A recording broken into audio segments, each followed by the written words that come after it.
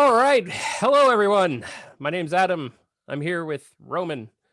Hey, He's over here. I don't know where he is. I do mirror on my camera, so I can't tell. Anyway, how you doing, Roman? I'm doing well, Adam. You know what? I'm really excited to talk about the Snyder Cut today. How about you? Yes, Justice League: The Snyder Cut hit HBO Max this week, and it is 4 hours and 2 minutes long, and we are about to do our review that is smash dab with spoilers. We got spoilers all crazy. So if you haven't watched the movie, pause it right now, take out 4 hours of your day, watch the movie, and then come back, and then we'll talk about it. We'll wait. You've been warned, guys. All right. So now with that spoiler warning in effect, let's talk about the Snyder Cut. It was fucking awesome. I gotta agree with you. And for those of you who are fans of us at Cinemadness podcast, Adam and I don't always see eye to eye. And on this one, I feel that we actually are aligned decently well. There are still a couple areas to poke and prod at, but we have been waiting. Both Adam and I think it's very interesting that we both enjoyed the original Justice League. If you go on cinemadnesspodcast.com, our website, we actually posted before Snyder Cut was released, the day of, on the 18th of March, we actually posted our top 10 Batman films with our other compatriot Allison. And I believe all three of us included the original Justice League from 2016. The Whedon Justice League, I think we'll start calling it. Justice League. The Justice League. Ooh, I like that. So we all included the Justice League on our list.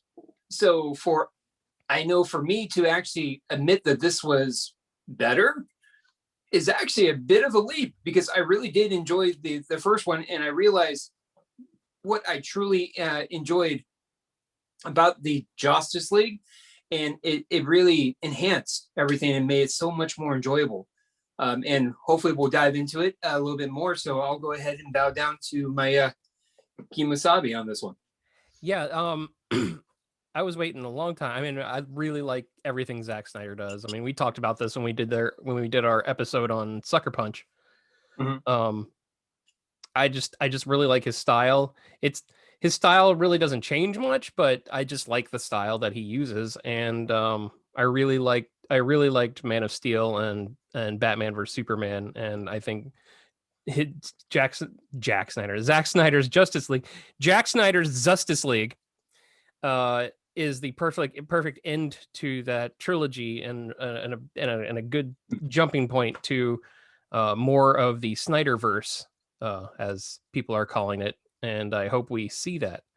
What I want to go into first is I want to talk about the technical stuff that was used, that Snyder used to make this the vision that he wanted.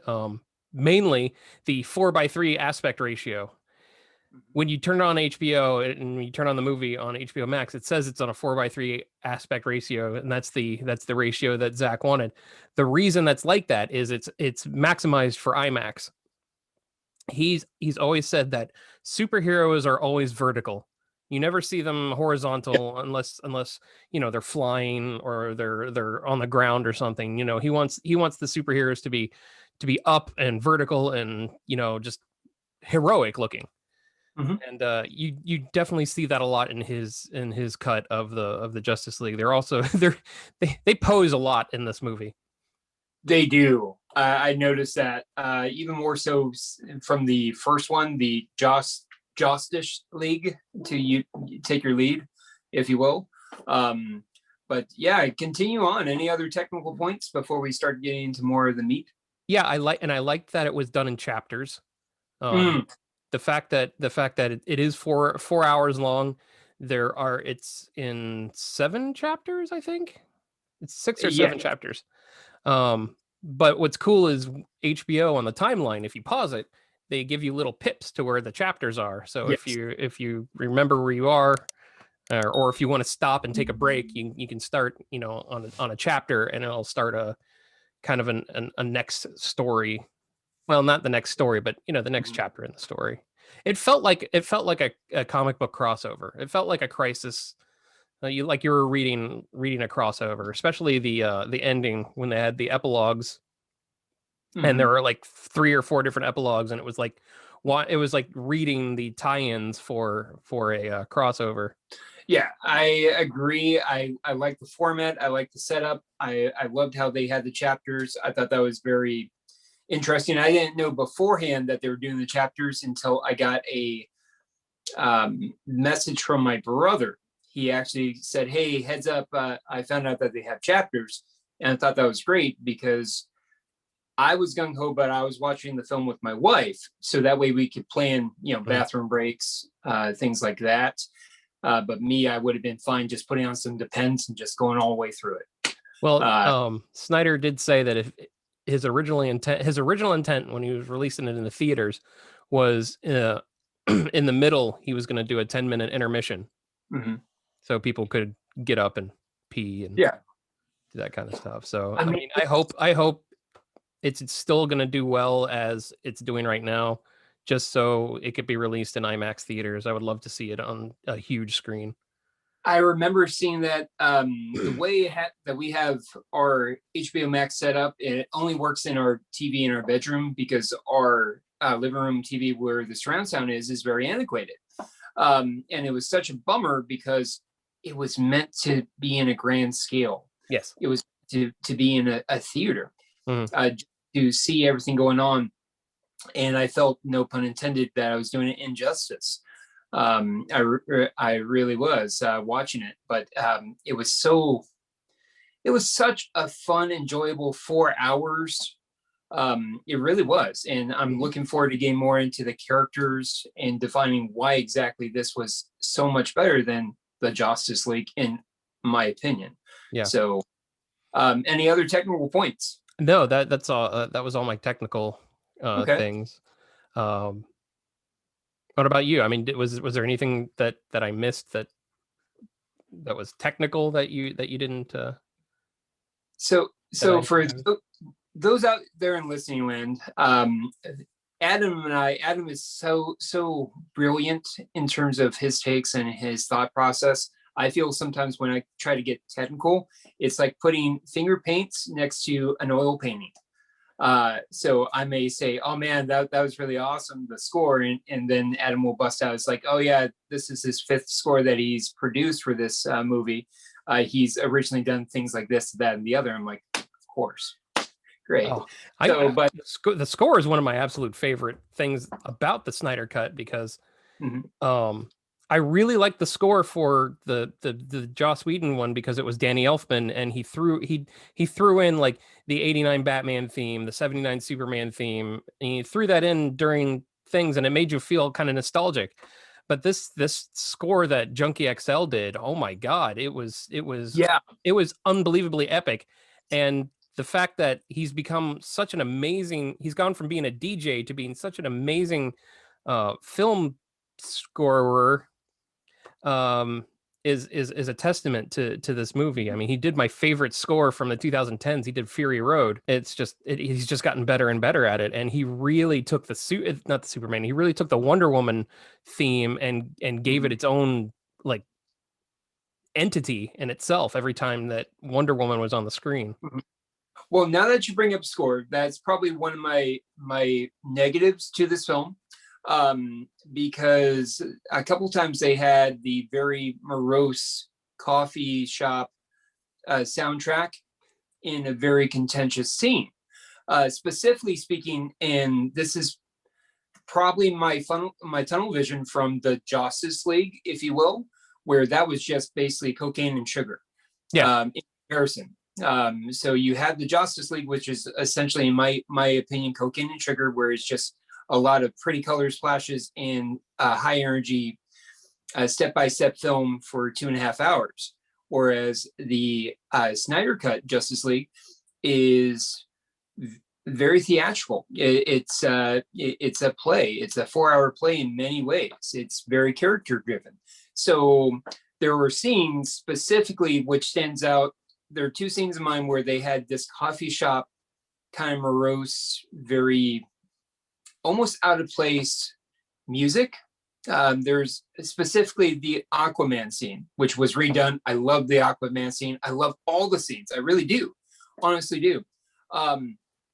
And as they have Aquaman walking down and basically doing his strip show, they're playing this coffee shop variation, very similar key progression to Hallelujah by Cohen. Yeah, I forget his name. Please forgive me, guys.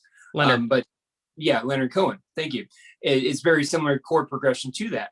So I'm sitting watching that, and then we have that kind of morose music. It just didn't feel right. It reminded me very almost like independent movie-ish, where you see your buddy's band somehow fit into the scene that it had no reason to be there. That's kind of what I felt. That's the only slight. There was a tease. It was a horrible tease, but it was a great tease in the same regards, where they played the opening progressions to "We Come Together." Yes. Okay. Yeah. When they use the cover on the Justice League. Yes, and they kept on teasing that throughout the film, and it was great, but they never played it. I was expecting it near the end. It's like, here you go. We're going to have the montage where we come together. Let's do this. No, never got it. Yeah. The only problem I had with the music, and it's not even a problem because I can go back and watch the other version if I want to. The opening, I loved the cover of Everybody Knows. Oh, and I loved the just the depressed feeling of the world without a Superman. That felt more like Zack Snyder than the opening to this movie. And it's funny that you brought up the opening, because I kind of felt in some ways that Snyder made this film with the understanding and the assumption that everybody knew the story.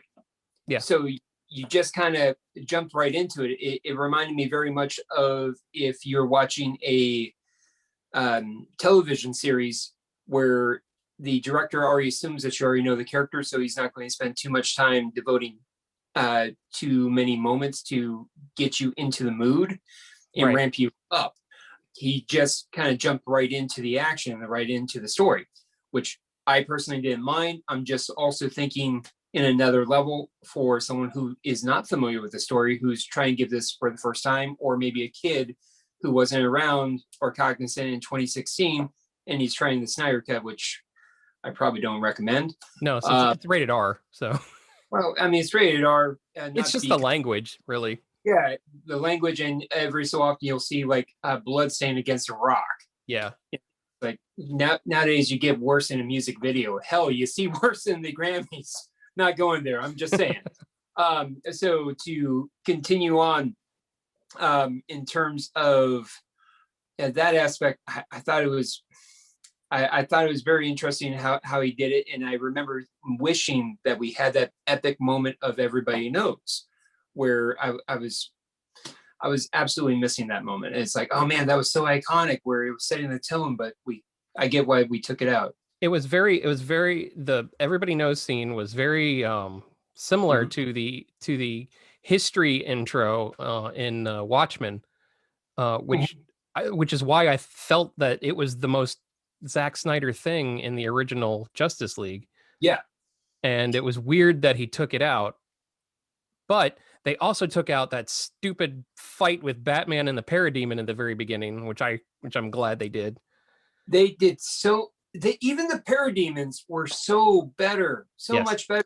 They're better characters. They weren't filler. Yeah. Oh man, I remember thinking that because there's a scene, and thank God we did the spoilers at the beginning, near the end, where Batman lures all the Parademons with the damn noisemaker. We took that out. Yep. I thought that was great. I thought, and I realized that Josh Whedon, assuming, really did use the Parademons as filler. I feel. Yeah, and since we're getting into it, Steppenwolf. Steppenwolf was no longer the big bad in the game in the movie. They made him they fleshed him out as a character, making him just a flawed servant of Darkseid instead of like the big bad creature that's going to come destroy the earth. I mean, they gave it the dark side apocalypse, anti-life equation story that we all wanted. When we heard about Mother Boxes coming, we saw Parademons in the trailer, and not only did they fix the CG for Steppenwolf, they made him an actual character, a character not that you could feel sorry for, but a character that was definitely not a full-on villain, and I like that. Yeah, and that's in my notes in terms of what I wanted to cover as well, where you mentioned that there are chapters, and each chapter develops so well. The characters, whether you're talking about further development of Cyborg's story, further development of Flash's story, further development of characters that we already know, the motivations behind Batman and how he felt guilty of the death for Superman. He expands on that a lot more. And it also touches on Steppenwolf. And I really, really enjoyed it because it was so much more thought-provoking. And that's one of the reasons why I love this film so much, is the character development. It reminds me very much of a Wes Anderson film like Magnolia, where you have a lot of character development, a lot of beautiful moments where you see true character, and you're seeing this in a superhero film. Very much like, it's what they wanted to do to battle out the Avengers stuff and make one movie with character origins instead of having to span it on an entire universe. And with this 4-hour cut, they absolutely nailed that. Like Cyborg, his story was completely changed in the original. Like, his dad just his dad just vanished in the Mother Box explosion. And he's in there, he's in the movie throughout the whole thing. And it's Cyborg's motivation to be himself, and like he says, f the world. And I felt Cyborg was very one-dimensional. I felt most of the characters in the Justice League were very one-dimensional. In this one, you really see so much depth and motivation that you had to wait. If you're a Cyborg fan, you had to wait until Doom Patrol to really get that depth and motivation. And it did such a beautiful job of developing these characters. Cyborg's bit, now, look, I'm not going to lie, I was not a big fan of Cyborg's look. I still am not. It really reminds me of... It's very Transformers. I can see that. I was kind of leaning more towards Tron meets Mr. Nobody. Okay. So where Mr. Nobody, again in Doom Patrol, he is bits of person just walking around. And in Justice League Snyder's cut, he's just very shiny. It looks very forced. And that's sometimes it was a little bit hard to get into. And that's been my only major criticism in terms of the look. Everything else I loved. I loved how his character was Brody, Cyborgs. I loved the actual story arc of Dr. Stone and, of course, Cyborg himself, and having that Frankenstein moment. Right. And motivations. Damn, it was just so well done. Yeah. It really was. Until we got to the ending, and I hope that we can talk more about the nightmare ending. And that's my major criticism.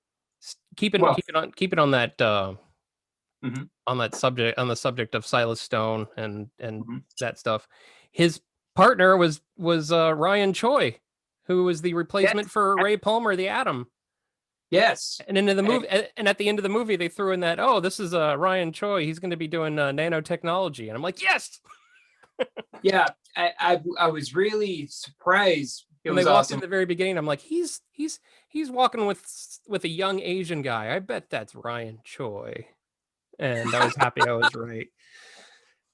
But that was cool. The just the little Easter egg. It's not a Marvel movie. They're not going to throw Easter eggs at you just to get you to watch it. And that was a good one. the big reveal, one of the big reveals at the end we'll talk about. I was totally blown away. Anything more in terms of the characters? Oh, Because absolutely. The um, Flash. This was his movie.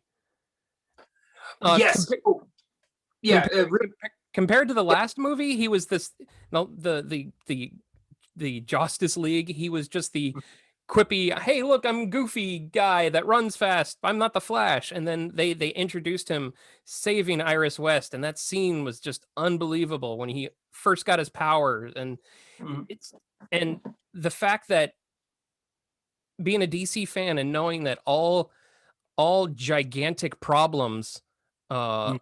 are not solved, but they rely heavily on the Flash having to do what he does, made it a full-on Mhm. DC story. Yes. I have that in my notes. The Flash in the Justice League was the answer. I believe that was the executive's answers to Spider-Man. Mm, Uh, it was, for all intentions, he was Spider-Man in terms of being that audience member where audience could identify with, and he was always asking the questions to let the audience in. Why are we yeah, doing this? We're doing that, blah blah blah. And with this one, you lost that kind of naivety. You lost that kind of deer in headlights type of character. You know, you even took out the line where it's, I can't get in a fight. I just push and run. yeah, They got rid of that, thank God. And but they didn't make excuses for his skill set. Everyone knew that he was still a novice in terms of knowing his powers. yeah, And like a true team, they worked around that. yep, You know, here's what we need, so on and so forth. And he was just so absolutely epic. And even his interactions with his dad, yes, uh, his motivations. I'm not going to lie, when he was on screen, I forgot about him until I saw him on screen when he was walking his dog, doing the dog walking interview. And I remember thinking, oh shit, I forgot about this. And he really did redeem himself. Now, the Iris West scene, I bought the DVD when it first came out for the Justice League, and that was part of the cut scenes. And I yeah, remember watching those and lamenting because some of those scenes were so good. A lot of the scenes were made it to the Snyder cut, and that Iris West scene, it was so raw in terms of CGI, but it was still very interesting and thought provoking. Where it showed Ira or Ezra, Ezra, yeah, Ezra. Thank you. It showed Ezra's character, the Flash, Barry Allen, breaking through the glass, and it showed how raw he was phasing. yeah. Um, it was very interesting. Oh man, and just When he reaches up and grabs the hot dog and puts it in his pocket. yeah, yeah. I thought that was very, very Flash. I Yeah, mean, that was very true to the Flash character, and it really does get me excited. Whereas I wasn't overly excited for the Flash movie, but I'm kind of tempering my excitement because I know the Flash movie is done, but maybe this might motivate them to do some reshoots. yeah. Well, Hopefully, if you know me, you know I'm a huge Flash fan, and yeah. He flashes me all the time, guys. this is not the Barry Allen from the comic books. This is also not the Barry Allen from the TV show. This is the Barry Allen from the Justice League cartoon. He's he knows how important he is, but at the same time he knows how to crack a joke, and he knows how to bring in levity. And he's also a team player. The bond that he started having with Aquaman was amazing. Right after he ran into him by accident during the Superman fight, they kind of started bonding with each other. Every single scene was so much better in the Snyder Cut because of how rich and full it was. It Yeah. wasn't just, you now knew the motivations in terms of why things were happening, and Mm-hmm. you really could see in Justice League how much they really raped the vision of Zack Snyder. Yep. They took maybe a quarter of the scene, then they added Avengers essentially. Yeah. They tried. I feel almost like I can hear the corporate guys going, "We can't do this artsy fartsy shit. It's going to be eaten alive." We we got to make this more Avengers. And this so that scene right there where Superman comes back from being energized from the cube and he's resurrected and he's basically fighting all the Justice League. Fantastic scene. And that was one of my favorite scenes from the original Justice League. And oh man, they just so much enrichment in terms of the characters. It was just so satisfying. It really was to see the characters developed in such a way. Go ahead. And it's good what they did too. Going back to Batman vs Superman when Bruce had the not the vision, but he had the time displaced Flash come back and say Lois is the key. That was used, I think, 3 times in this movie. Like, it was shown that Lois is literally the key to saving the future, or at the same time bringing upon this nightmare. And we don't know yet, and that's what makes it cool. But she was the key to stopping him being, the stopping him fighting. He was the key to having him get his thoughts back, and it was a good connection that we finally got. It wasn't just like, there's Batman versus Superman, there's Justice League. They're 2 completely different movies. Just yet another example of how much of a piece of art the Snyder Cut is. And fans that are clamoring for it, hashtags release the Snyder Cut. I haven't really seen a lot of backlash. I haven't seen a lot of if informed backlash in terms of being disappointed by it, which I'm really, really excited for because I so very much enjoyed it. And I know you've watched it twice thus far, correct? I went through it again today. I hope to get through it again, but it's 4 hours is a big take, but I think if I treat it like I treat WandaVision or other shows out there in chapters, I think I should be okay. Hell, I'll be honest with you, I'm still trying to get through Titans the series. I'm almost there. But that's also what Netflix did with the 4-hour cut of Hateful Eight. They put it in chapters. And I was actually thinking of you when I saw the chapters, because I recall, and this was on our podcast, folks, where you were watching the Hateful Eight, and because I believe that was your first time viewing it. I think. And I saw it in the theaters, but he saw it on Netflix, and they cut it down into chapters, which I wasn't a big fan of that personally, but the way you described it and the way you digested it, I think was still, you got everything that I got from it. We're not talking about the Hateful Eight. We're talking about Justice League. We are talking about the Justice League and other aspects in terms, we talked about the characters, we talked about Cyborg, Flash, Steppenwolf, how they were expanded.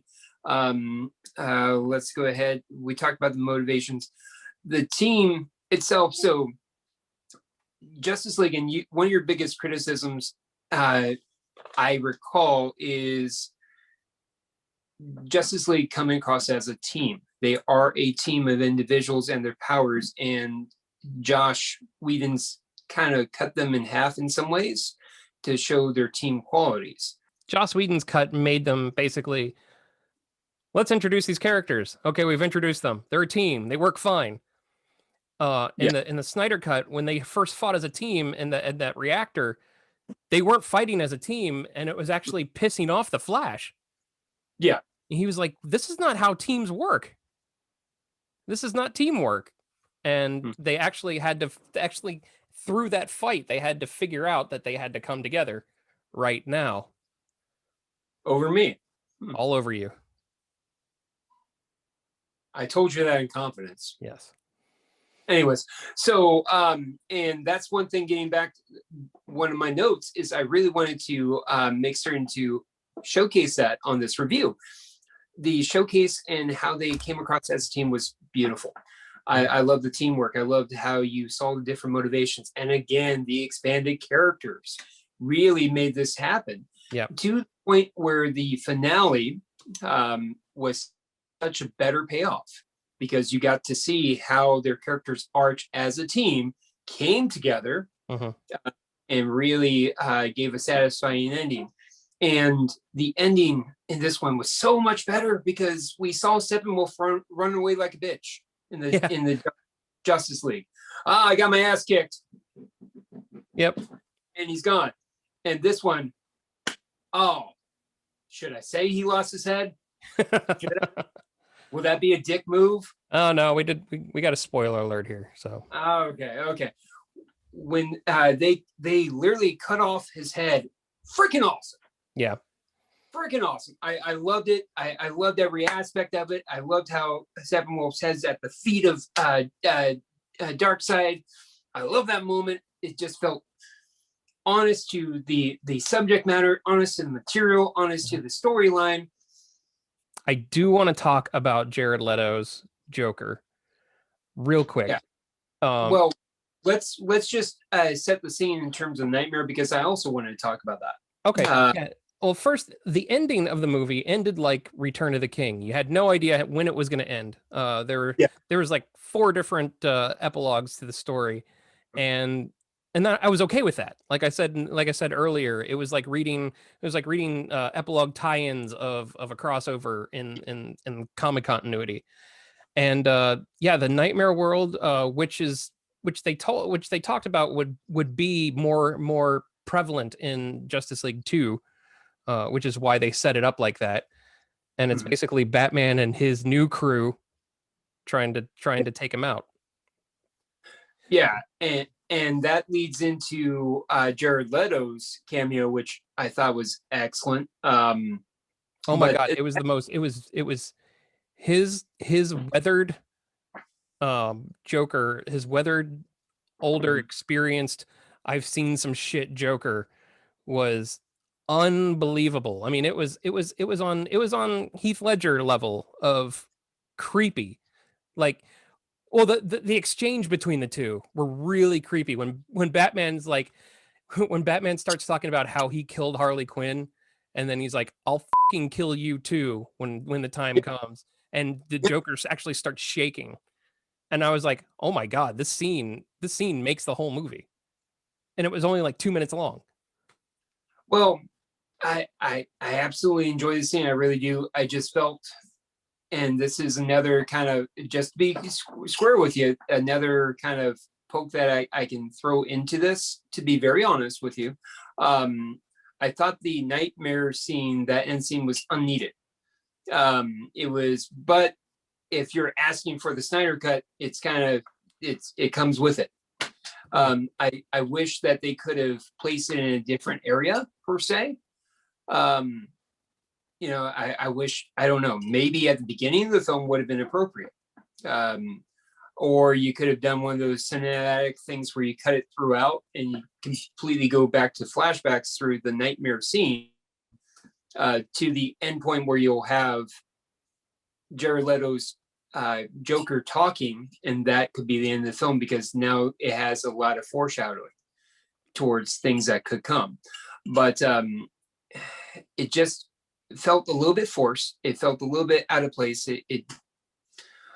And I feel awful because it was so awesome to see.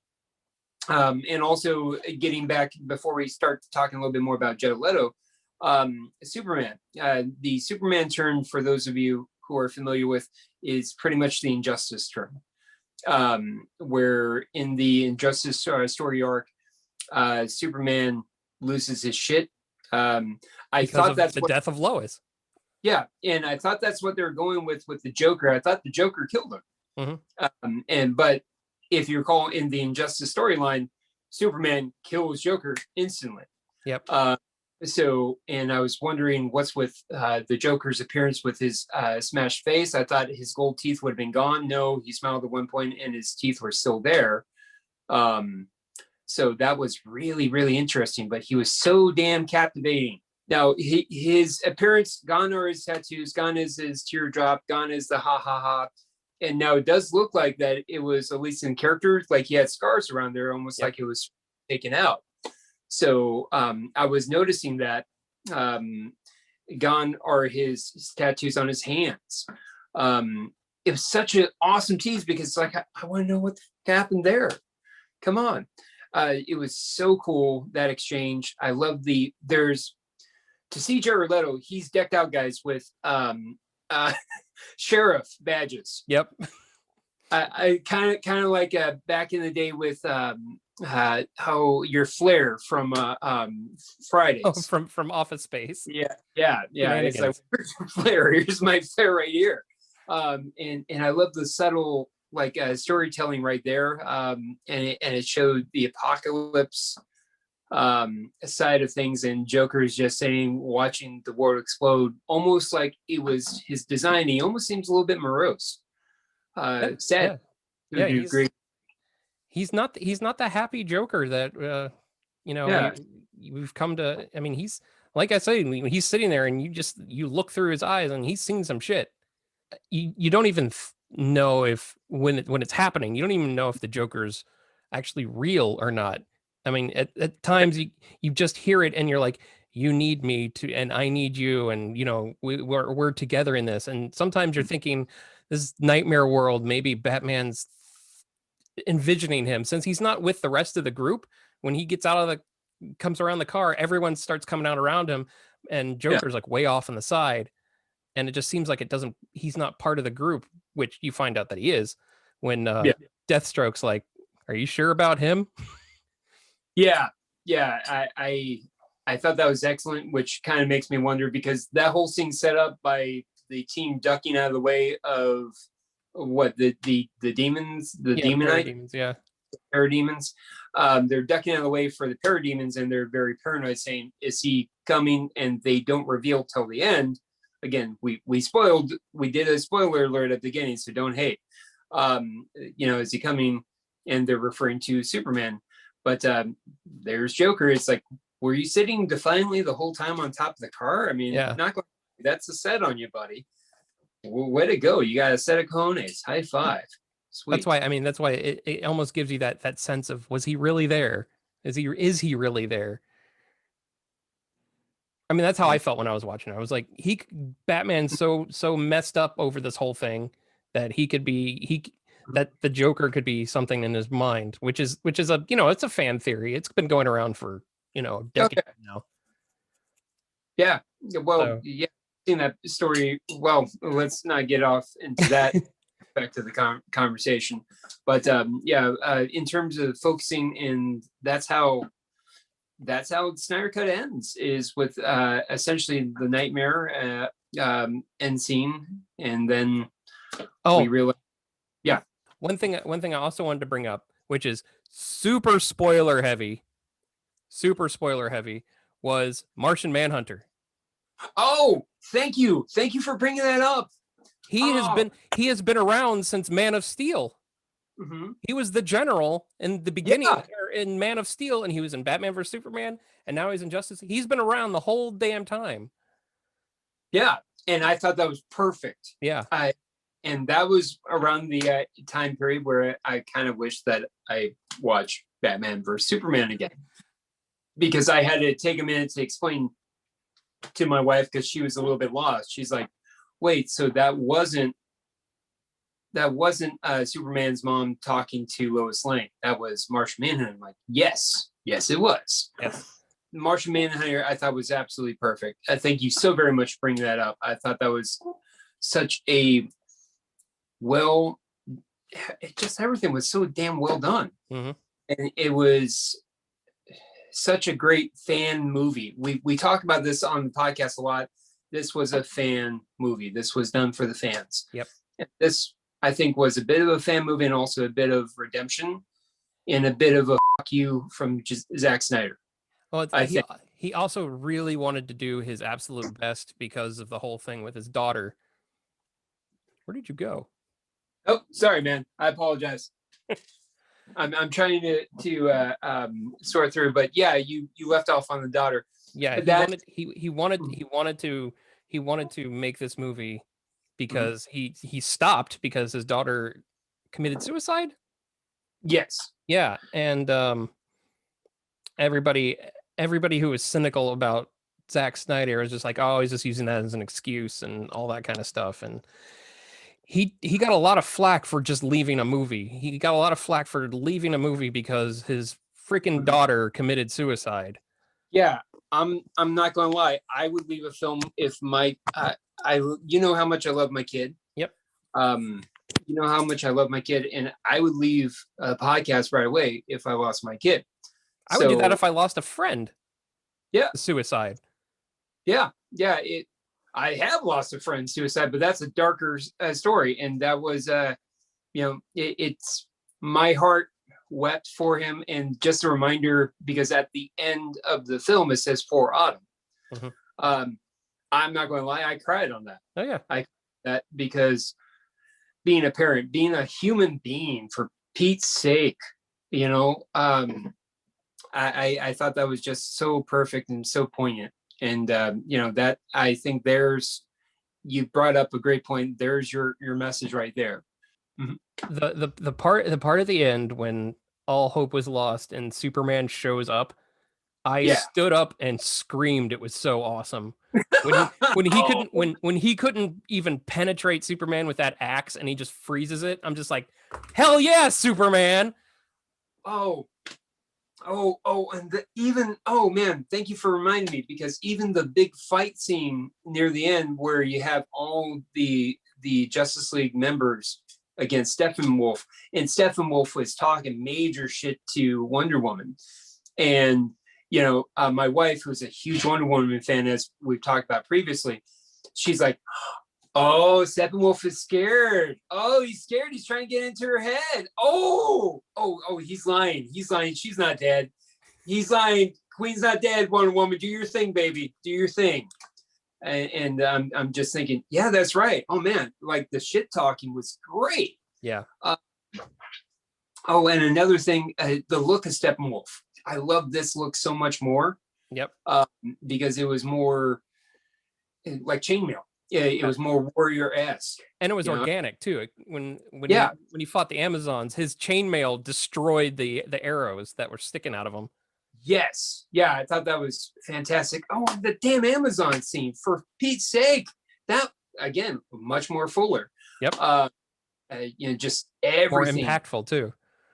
Yeah, the fight scene with the Amazons, they were so noble, and it was so well done, and I think it was so well respectful to what the Amazons are in that world. Mm-hmm. In the and the scene, they expanded the scene in the Justice League, as we've touched on 17 times thus far.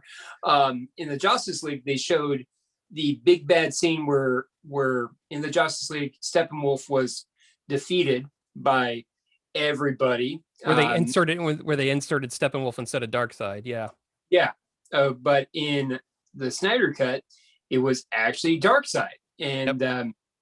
I thought it was such a beautifully poetic scene, because you saw the Amazons, you saw the Atlanteans, you saw the gods. You saw Gondor. Yeah. The realm of men. Yeah, the gods were freaking awesome. They actually had a Thanagarian. They had a Hawkman in there. Yes, thank you. My wife goes, no, that's not Hawkman. I go, it's Hawkman. It's Hawkman. They had a Green Lantern. God. Yeah, they had Green Lantern. They had the bad guy in Wonder Woman 1. Yeah, Ares. Yeah. I'm like, that's excellent. Fantastic. It just yet another example of just how much more you got. If I had to say anything that was misplaced, it would be the Deathstroke yacht scene. I know that was in the original. That was the end of the original, but it didn't fit well in there because it was very clear, it was very clean, it was very Marvel. It was a very MCU scene, and I don't know. I think it would have fit better in a different movie than this Justice League film. Even that was expanded on. I know. It was. Yeah. You got to see, a healthier Lex Luthor, a more together Lex Luthor. I thought that scene was very well done yet again. I thought it was very expanded on. out of place, I could see that, but it goes back to our criticism in terms of the Lord of the Rings type ending, where it was an ending on an ending on an ending on an ending. I just thought it was too clean of a scene. Like it looked like, it didn't look like Zack Snyder. It looked like the end of a Marvel movie. Okay. Now it fed in interesting because you see Deathstroke there, and then the very next thing you see Deathstroke, Thunderdome. Yeah, you see haggard Deathstroke in the future with Mohawk. Yeah. It's to me. I want to know. This is how my mind went. Is I want to know the motivation behind the Mohawk. Like, is that more aerodynamic? Is it? Yeah, we're all shit's going down, so it. I'm going to go give myself a Mohawk to be at. What are your final thoughts on Justice League Snyder Cut? Final thoughts on Justice League Snyder Cut. Well worth the wait. Justice League Snyder Cut was a lasagna that you had to wait 2 days for, and it was worth every bite. It was full, it was fluffy, it was delicious, it was hot, it wasn't undercooked in any area, and it was so enjoyable. And I wish I knew the recipe because I want more of that lasagna. So, what do you give it? I give it straight up an A, a solid A across the board. Adam, I'll go ahead and reverse that to you. Final thoughts on Snyder Cut's Justice League? Give me final thoughts and a grade. All right. When I saw the 2017 Justice League, I was actually in awe of what I saw. It was the first time I saw superheroes as superheroes. They weren't a spectacle. They weren't there to make you laugh. They weren't there to make you cheer. They were just there to do their job as superheroes. And this movie made them made that movie look like it was the Fantastic Four movie from the early 2000s.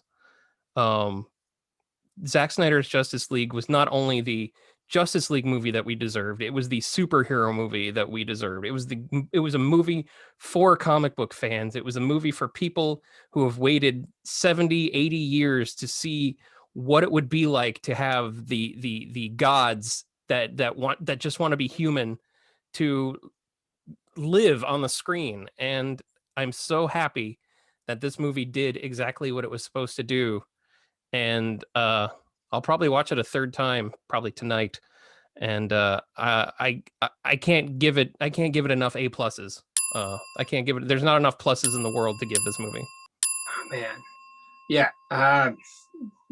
Why can't I give it an A plus? Just for some Nightmare verse. Little nitpicks here and there, just slight nitpicks, but it was enjoyable, delightful, absolutely loved it. Yeah. No, it's not on my list of perfect films.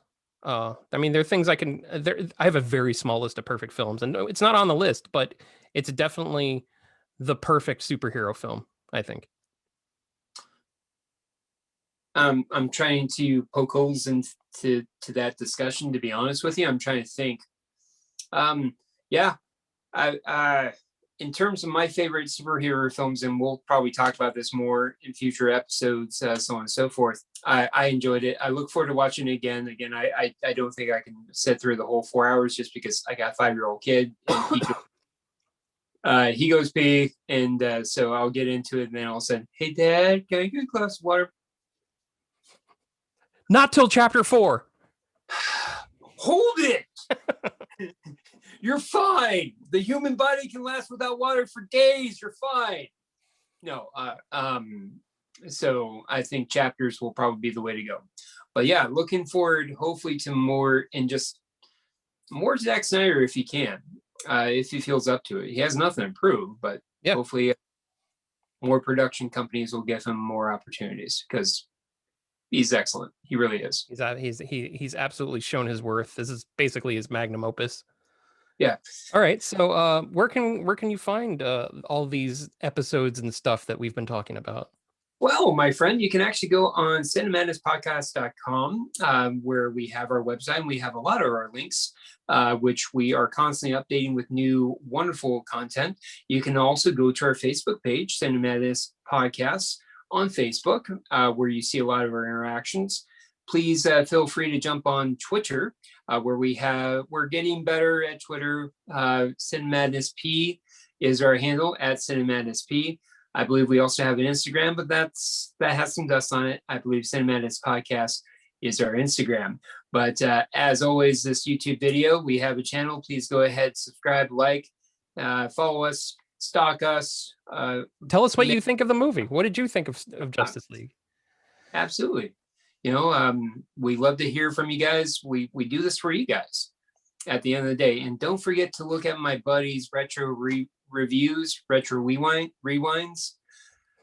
Why do you have to use that for the alliteration, man? I can't even say it. Retro rewatch. That's really hard to say, but it looks good on a t-shirt. So yeah. I just sound like Barbara Walters straight up every Baba Wawa. What we watch? Yes. So yeah. So check out his stuff. He's so talented. Meeting Adam. So thank you very much, guys. That's all I got. That's all I got on the table, man. How about you? You've already plugged my stuff. So hopefully we'll talk Roman into doing more of his articles and stuff on the website. He does some really good insights on things. Not a lot I agree with, but it's hard to please me. So check it out on our website, cinemadnesspodcast.com. And also I'd like to throw out a thank you to all of our patrons. If you want to be a citizen of Listening Land, we have tiers for all kinds of fears.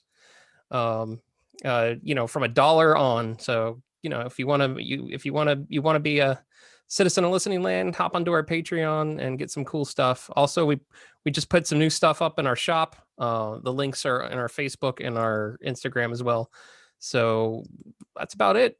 Thanks for sticking out for this long discussion about Justice League. That's all I got.